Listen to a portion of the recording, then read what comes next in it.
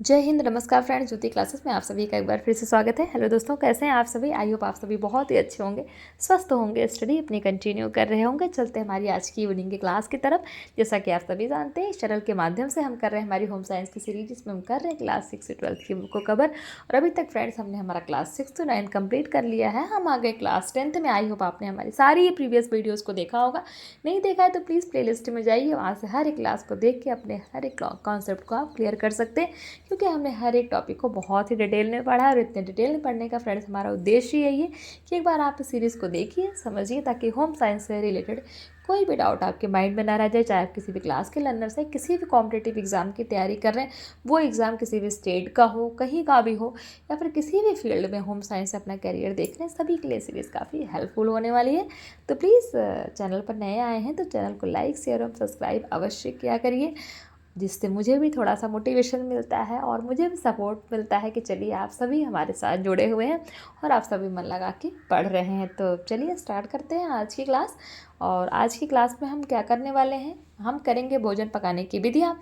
इसको करने से पहले हमने प्रीवियस क्लास में क्या किया था, एक बार फटाफट उसका हम क्विक रिवीजन कर लेते हैं फ्रेंड्स। ये देखिए हमारी बुक हमने आज मॉर्निंग में स्टार्ट किया था ना, चैप्टर 14 क्लास 10th का, भोजन पकाने और परोसने की विधियाँ। ये किसके अंतर्गत आता है? हमारा भोजन एवं पोषण विज्ञान, it means food and nutrition science के अंतर्गत ये हमारा टॉपिक आता है, जिसमें हमने पाक क्रिया अथवा भोजन पकाने का अर्थ देखा था, पाक क्रिया के उद्देश्य एवं लाभ देखे थे।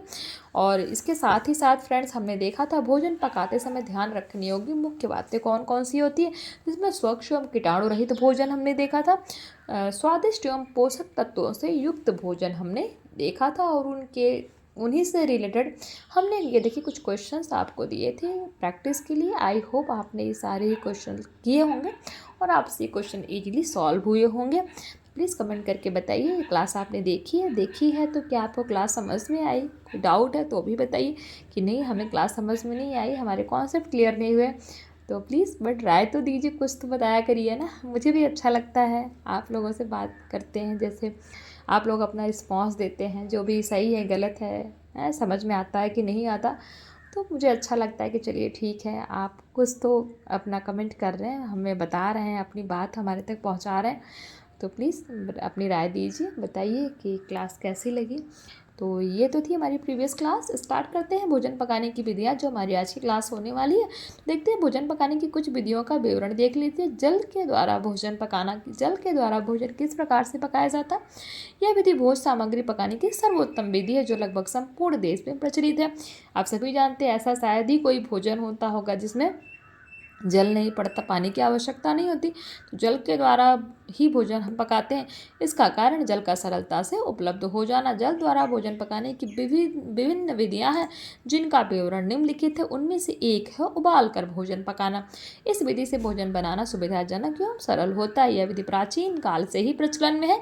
इस विधि में खाद्य सामग्री को एक पतीली या देगची, भगोना जिसको आप बोल सकते हैं, में रखकर उसमें उचित मात्रा में पानी डाला जाता है। तत्पश्चात इस बर्तन को आग पर रखकर गर्म किया जाता है, जिसमें पानी के उबलने के साथ खाद्य सामग्री पकती है। उबलने पर पानी का ताप 100 डिग्री सेंटीग्रेड रहता है तथा भोज्य सामग्री के पकने में लगने वाला समय इस बात पर निर्भर करता है कि भोज्य सामग्री कोमल या कठोर, या उसके टुकड़े बड़े हैं या छोटे।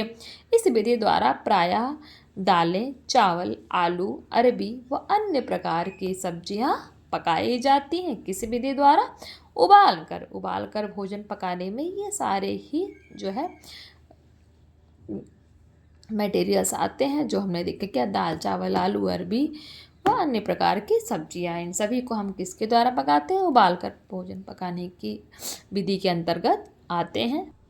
उबालते समय बर्तन को ढककर रखना चाहिए, इससे भोजन की सुगंध व पोषक तत्व बच जाते हैं। इस विधि से भोजन पकाने में भोज्य पदार्थ के पोषक तत्व पानी में मिल जाते हैं, इसलिए भोजन पकने के बाद अतिरिक्त पानी को फेंकना नहीं चाहिए। तथा उबाल कर पकाया गया भोजन क्या होता है? सुपाच्य होता है। नंबर 2, कम ताप पर भोजन पकाना। इस विधि में भोजन पकाने के लिए भारी तली वाले बर्तनों का उपयोग किया जाता है, जिसमें भोज्य सामग्री के साथ आवश्यकता अनुसार अथवा बहुत कम मात्रा में पानी डालकर मंद आंच पर लगभग 82 डिग्री सेंटीग्रेड तक खाना पकने के लिए रखा जाता है। अतः इस विधि को क्या कहते हैं? स्टूइंग कहा जाता है। क्या कहा जाता है इस विधि को? स्टूइंग कहा जाता है। इस विधि में बर्तन पर ढक्कन आवश्यक रूप से लगा होता है। इस विधि में क्या होता है? बर्तन पर ढक्कन जो होता है वो लगा होता है, जिसमें भोजन धीरे धीरे पकता है और बाहर भाप जो है उसका बाहर भाप मतलब स्टीम जो होती है वो बाहर नहीं निकलती है।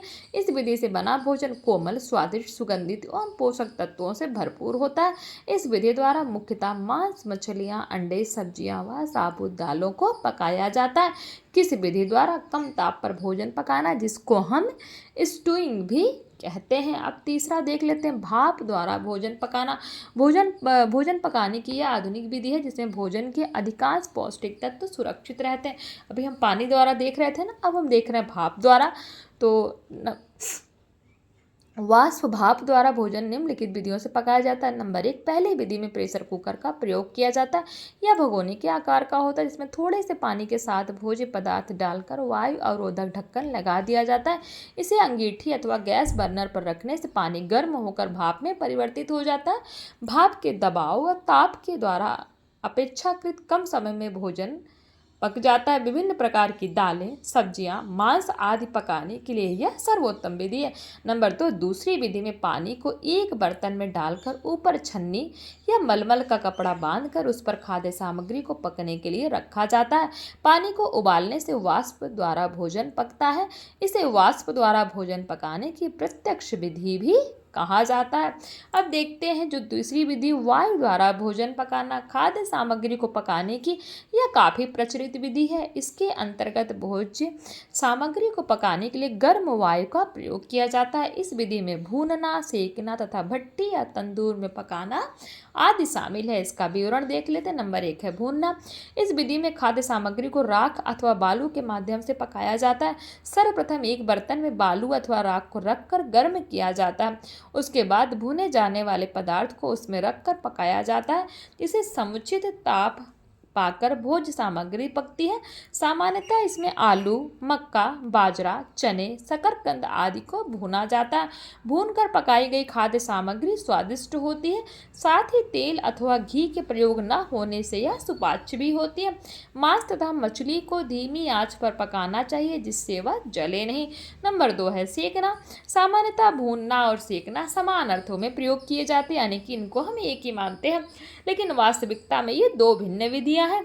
इस विधि में भोज्य सामग्री सीधे आग की आंच यानी कि लौ के संपर्क में आती है, जिससे भोजन अंदर तक पक जाता है। रोटी, कबाब इसी विधि द्वारा पकाए जाते हैं। आपने अंतर आपको समझ में आया? भूनना और सेकने में। भूनना में हम क्या करते हैं? भूनना में हम देखिए बालू के माध्यम से पकाया जाता है। सर्वप्रथम एक बर्तन में बालू अथवा राख को रखकर गर्म किया जाता है। उसके बाद भुने जाने वाले पदार्थ को उसमें रखकर पकाया जाता है, जिससे समुचित ताप पाकर भोज्य सामग्री पकती है। सामान्यतः इसमें आलू, मक्का, बाजरा, चने इस मतलब भूनना इस तरीके से भूना जाता है। लेकिन जो सेकना होता है ना फ्रेंड्स, उसको डायरेक्ट आग की लौ पे ही रख के हम सेकते हैं। जैसे आप देखिए सबसे अच्छा एग्जाम्पल रोटी, बोलते हैं ना रोटी सेक रहे हैं, तो रोटी सेकना क्या है? आप गैस जलाते हैं, ऑन करते हैं और फिर जैसे आप अपना तवा उतारते हैं और उसको चिमटे की सहायता से सेकते हैं ना रोटी, और आपकी रोटी फूली फूली होती है, तो वो हो गया सेकना। और तो भूनना आपने समझ लिया, तो सीखना और भूनना में आपको आई होप अंतर समझ में आ गया होगा। अब देखते हैं, जब रोटी तथा मांस को भूनने के लिए तार की जाली या सलाखों का प्रयोग किया जाता है, तो इस दौरान खाद्य सामग्री हवा के संपर्क में भी होती है, जिससे उचित रूप से पकती है। इस पूरी विधि को क्या कहते हैं? ग्रिलिंग कहा जाता है। नंबर 3 है भट्टी, तंदूर में पकाना। रोटी, डबल रोटी, ब्रेड, बंद बिस्कुट आदि इसी विधि द्वारा पकाए जाते। किस विधि द्वारा? भट्टी या तंदूर में डाल के। भट्टी या तंदूर में गर्म हवाएं बहुत ही कम क्षेत्र में सीमित होती हैं, जहां ठंडी वायु का प्रवेश नहीं हो पाता, जिससे गर्म वायु के प्रभाव से भोज्य पदार्थ शीघ्रता से पक जाते हैं। आजकल विद्युत चलित ओवन भी उपलब्ध है, जिनमें विभिन्न खाद्य सामग्रियों को ताप के माध्यम से पकाया जाता है। इस उपकरण द्वारा केक, पेस्ट्री, बिस्कुट इत्यादि की अतिरिक्त मीट एवं मुर्गा भी सेक कर तैयार किया जा सकता है। अब देख लेते हैं चिकनाई के द्वारा भोजन पकाना। सामान्य रूप से इस विधि को तलना कहा जाता है। हमारे देश में तलने के द्वारा भोजन पकाने की विधि काफ़ी प्रचलित है। तलने के लिए तेल और घी का प्रयोग व्यापक रूप से होता है। तलने की मुख्य विधियों का विवरण देख लेते हैं। नंबर 1 है तलने की उथली विधि। जो तलने की पहली विधि क्या है? उथली विधि। समझते हैं डिटेल में उथली विधि होती क्या है। इस विधि में उथले बर्तनों जैसे तवा एवं फ्राई पैन आदि का उपयोग किया जाता है। इन बर्तनों में खाद्य सामग्री की तलने के लिए अल्प मात्रा में तेल या घी डाला जाता है, यानी कि बहुत ही कम तेल या घी डाला जाता है, जिसमें खाद्य सामग्री तवे पर चिपके नहीं और पक भी जाए। तत्पश्चात बर्तन नियंत्रित आग की लौ पर रखा जाता है, क्योंकि ताप अधिक होने पर भोज्य पदार्थ जल जाता है। इस प्रकार इस विधि से बनाया गया भोजन स्वादिष्ट होता है तथा टोस्ट, ऑमलेट, आलू की टिक्की, डोसा, पराठे आदि व्यंजन इसी विधि के द्वारा तैयार किए जाते हैं। आजकल तलने की उतली विधि के लिए नॉन स्टिक बर्तनों का प्रचलन काफ़ी अधिक है। नंबर 2 है तलने की गहरी विधि। इस विधि में भोजन को तलने के लिए गहरे बर्तनों का प्रयोग होता है, जिसके लिए कढ़ाई सबसे उपयुक्त पात्र होता है। कौन सा पात्र? कढ़ाई जो होता है सबसे उपयुक्त पात्र होता है। इसमें घी या तेल को कढ़ाई में डालकर तेज ताप लगभग 175 यानी कि 175 डिग्री सेंटीग्रेड तक रखा जाता है, जहां तेल के गर्म होने पर उसमें तलने वाली भोज्य सामग्री को डाला जाता है, जिसके बाद भोज्य पदार्थ भली भांति तैयार हो जाता है। पकौड़ी, पूड़ी, समोसे आदि को इस विधि द्वारा तैयार किया जाता है। गहरी विधि से भोजन तलने के बाद भोज्य पदार्थों में काफ़ी मात्रा में तेल या घी शेष रह जाता है। ऐसे भोज्य पदार्थों का सेवन तेल या घी निचुड़ जाने के बाद ही करना चाहिए। इस प्रकार से तैयार भोज्य सामग्री का अधिक सेवन स्वास्थ्य एवं पाचन क्रिया के लिए लाभकारी नहीं होता है। नंबर 3 है तलने की शुष्क विधि। इस विधि द्वारा उन भोज्य सामग्रियों को पकाया जाता है जिनमें स्वयं चिकनाई पर्याप्त मात्रा में उपलब्ध होती है। इस प्रकार से जब चिकनाई युक्त खाद्य सामग्री को आंच पर गर्म किया जाता है तो ताप चिकनाई के माध्यम से खाद्य सामग्रियों में प्रवेशित होता है, जिससे भोज्य पदार्थ पकता है। इस प्रकार की विधि द्वारा सोयाबीन, खोया, मूंगफली आदि को भूना जाता है। चिकनाई से पके भोज्य पदार्थ स्वादिष्ट एवं रुचिकर होते हैं। ये मोहक सुगंध प्रदान करने के साथ साथ आकर्षक भी होते हैं। ये भोज्य पदार्थ गरिष्ठ होते हैं, यानी कि थोड़ा सा हैवी में आते हैं, जिससे इनका सेवन अधिक समय तक भूख नहीं लगने देता। तलने से पोषक तत्वों का ह्रास होता है तथा ये स्वास्थ्य के दृष्टिकोण के प्रतिकूल होते हैं। इनके सेवन से शरीर में कोलेस्ट्रॉल की मात्रा बढ़ती है, जो मोटापे तथा हृदय रोग का कारण होता है। तो ये आपने देख लिया चिकनाई द्वारा भोजन पकाना। कौन कौन सी विधि हमने देखी? तलने की उथली विधि क्या होती है, तलने की गहरी विधि, तलने की शुष्क विधि। तो ये 3 तरह की विधि हमने देखी किसके अंतर्गत? चिकनाई के द्वारा भोजन पकाने के अंतर्गत। अब देख लेते हैं खाद्य सामग्री के पौष्टिक तत्वों पर पाक क्रिया का क्या प्रभाव पड़ता है। तो भोज्य पदार्थों में कार्बोहाइड्रेट, वसा, प्रोटीन, विटामिन एवं खनिज, लवण आदि उपस्थित होते हैं। इन पौष्टिक तत्वों को पाक क्रिया अनुकूल व प्रतिकूल दोनों ही रूप में प्रभावित करती है। खाद्य सामग्री के पोषक तत्वों पर पाक क्रिया के प्रभाव को निम्न प्रकार समझा जा सकता है। कार्बोहाइड्रेट पर पाक क्रिया का प्रभाव। यह हमारे आहार का मुख्य पोषक तत्व है, जो हमारे भोज्य पदार्थ में शर्करा का स्टार्च के रूप में विद्यमान होता है। यह तत्व पकाने से मुलायम हो जाता है तथा फूल जाता है, जिससे इसका पाचन आसान होता है।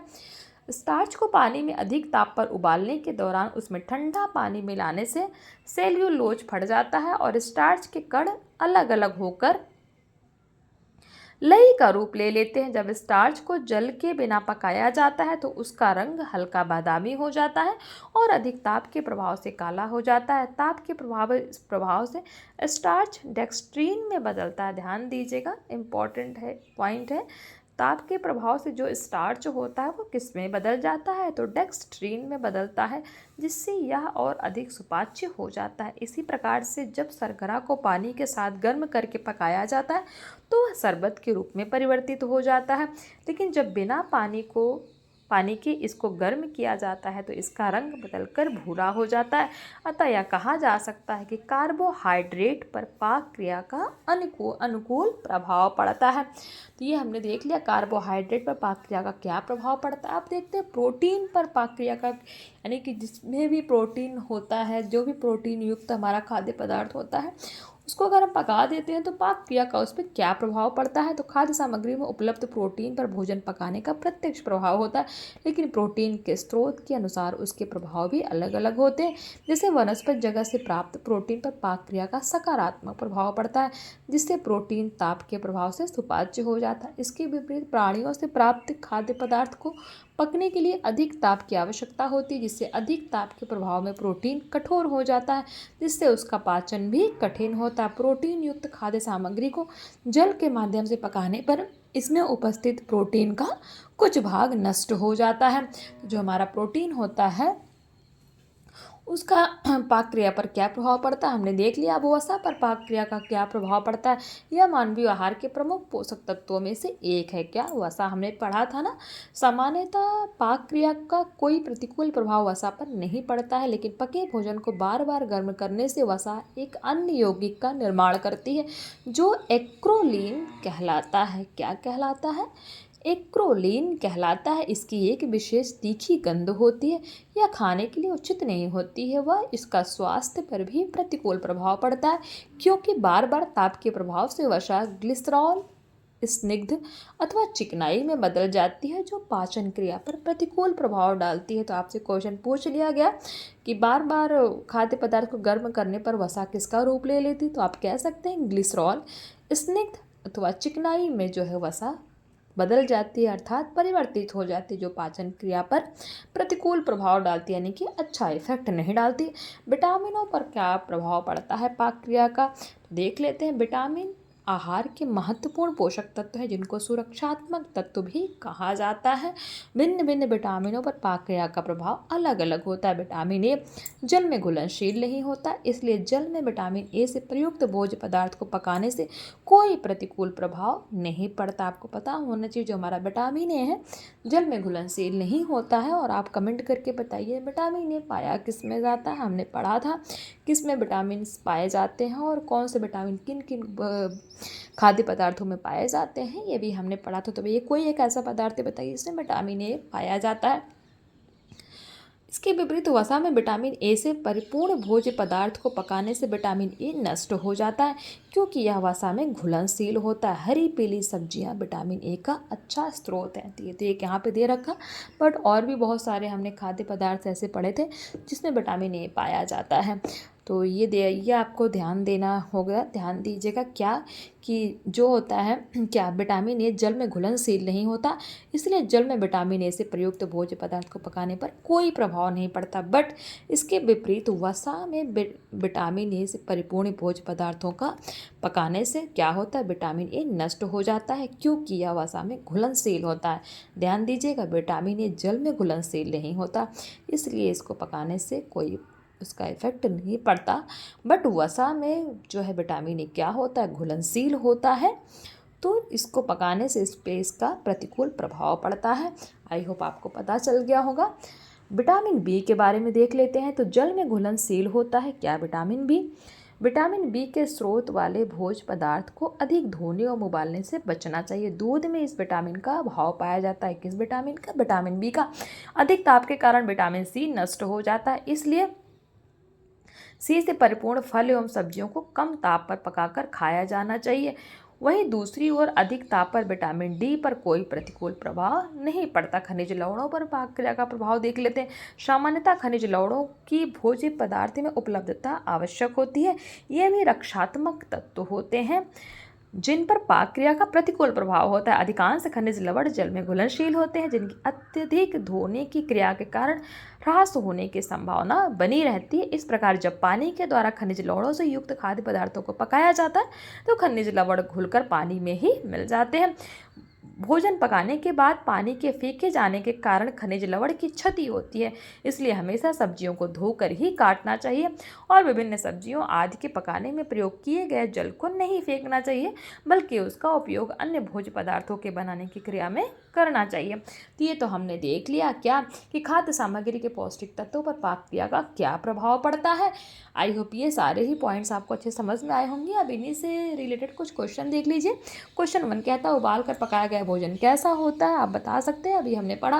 क्वेश्चन 2 कहता है भुनकर कौन कौन सी खाद्य सामग्री पकाई जाती है। क्वेश्चन 3 ग्रिलिंग भूनना एवं परिवर्तना विधि में प्रयुक्त होती है, हाँ या नहीं, आप बता सकते हैं।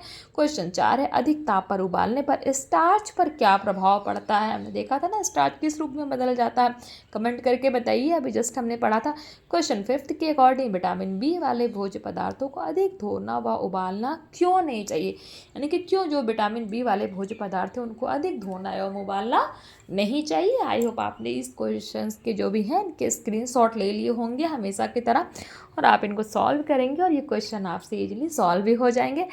फ्रेंड्स, आज की क्लास को यहीं पर रखते हैं। हमारी नेक्स्ट क्लास में हम करेंगे भोजन परोसना, ये हमारा पॉइंट हम इस टॉपिक के अंतर्गत करेंगे। किस टॉपिक के अंतर्गत? भोजन पकाना और परोसना विधि के अंतर्गत जो है हम ये पॉइंट्स कवर करेंगे। आई होप आज की क्लास आपको बहुत ही अच्छे समझ में आई होगी। फिर भी कुछ शेष रह जाता है तो कमेंट करके पूछिए, आपके हर डाउट लेने का प्रयास किया जाएगा। तो मिलते हैं हमारी नेक्स्ट क्लास में, तब तक के लिए जय हिंद, नमस्कार। हंसते रहिए, मुस्कुराते रहिए, एक दूसरे की हेल्प करते रहिए। और हाँ, अगर क्लासेस अच्छी लग रही है ना तो प्लीज़ आते जाते चैनल को लाइक शेयर और सब्सक्राइब करके अवश्य जाइए। धन्यवाद।